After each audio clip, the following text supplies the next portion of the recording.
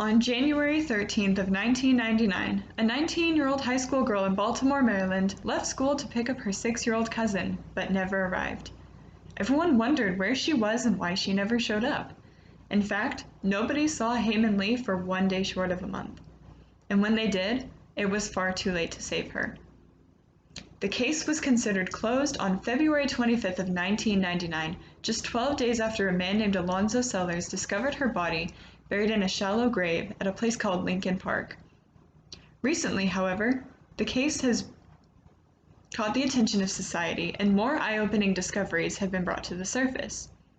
3 years ago, I discovered this case myself and have been invested in learning more about it ever since. Many members in society have started a rise to have a retrial for her ex-boyfriend, Adnan Syed, who was convicted. Many, like myself, believe the truth to be buried much deeper. Now let's back up and go more in depth. I did research on the 3 primary suspects of this case.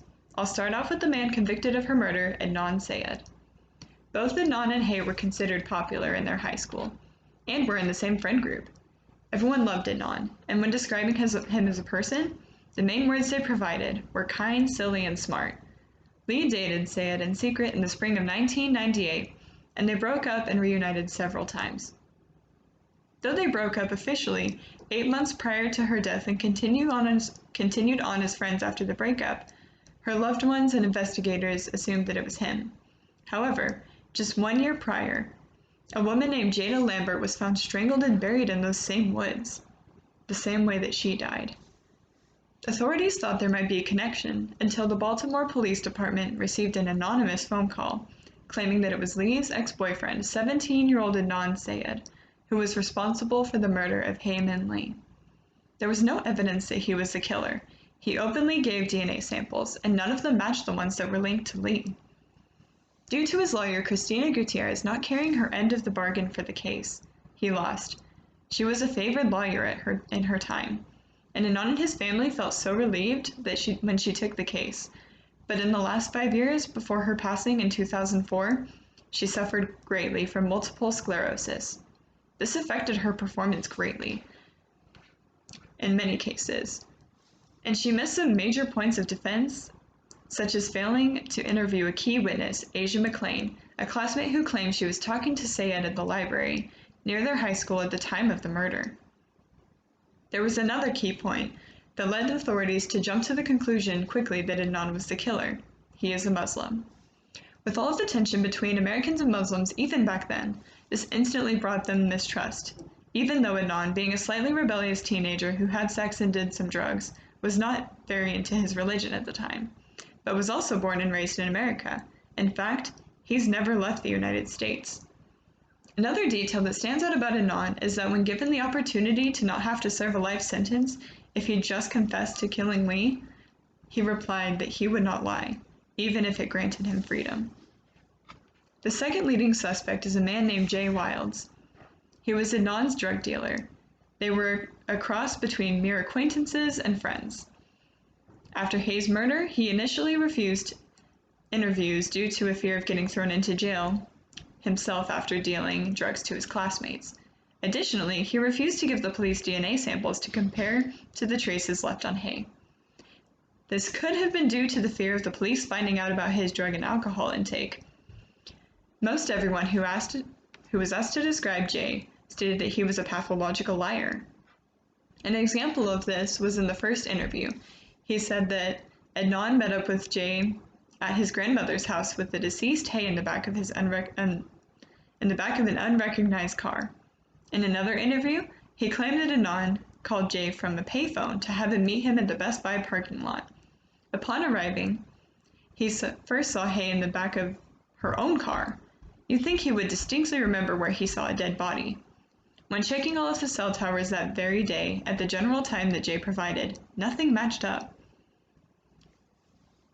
Another difference between the 2 interviews he gave was that he claimed he had nothing to do with Hae's burial, and instead found a spot to later take her car and hide it, while in another interview, he said that Adnan threatened for him to help him dig the hole, or he would report him to the police, so he did.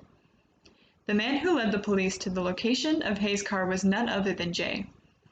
The next question would be, if this is a lie and Jay did the whole thing himself, what would be his motive for framing Anon?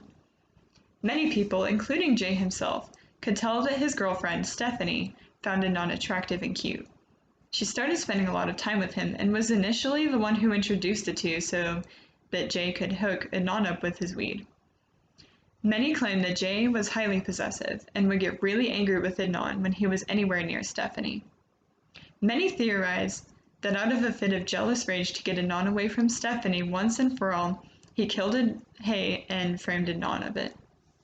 Another theory is that since Lee knew about an affair between Wilds and a woman named Jennifer Pusaturi, Jay did not want his girlfriend, who was a best friend of Hae's, to know about it. The last suspect I will be talking about today is a man named Ronald Lee Moore.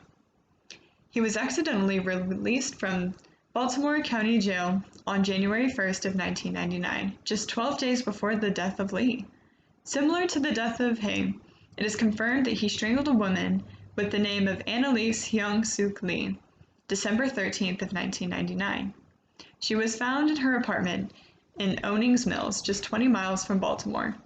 She had the same last name as Hae, and they were both strangled on the 13th, one being the first month of the year and the other on the last. However, like Syed, his DNA samples were not linked to Lee. He was re-released from jail in 2007, and unfortunately, this man took his life in 2012. This also meant that any chances of an interview is out of the question. There are believed to be more, but he was convicted of killing 2 women and 1 man. There's no certain way to tell just what happened on that unfortunate day in January of 1999. There is far too much evidence pointing to each suspect, and far too many questions left unanswered. There are even more suspects that I didn't even mention. How can we assume that such a complex case with so many details was solved in just 12 days? A retrial for Anon with the case of the suspects and discoveries might just be the answer to putting this case to rest at last, bringing Hae Min Lee the justice that she deserves.